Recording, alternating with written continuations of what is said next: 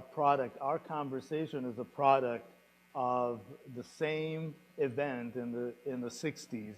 I wouldn't have been able to do my work with Father Roy or with Don, and even having these conversations, especially when I was come from the Orthodox stream of Judaism at the time. So the fact that the church opened that door for relationship, and I think the most important thing was to lift off the burden from Jews that they are responsible for killing Jesus.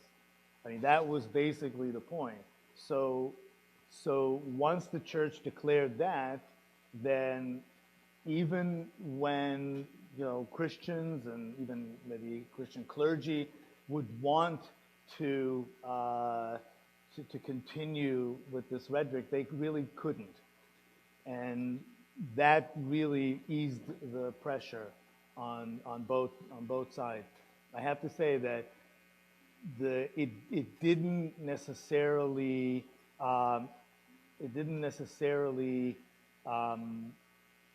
the Jewish side. I think the effect was took longer to take effect, and for me I studied a lot of time, for many years, but Judaism, but never really touched upon Christianity until I met people personally.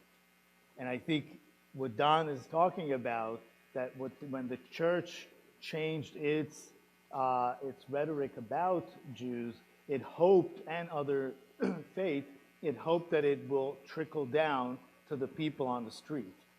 And I think that's where we are now. And for many years, it really still stayed in the kind of ivory towers, right, of universities and seminaries. But it really is now, there's the whole phenomenon of being able to speak to each other. And that's really where we are today.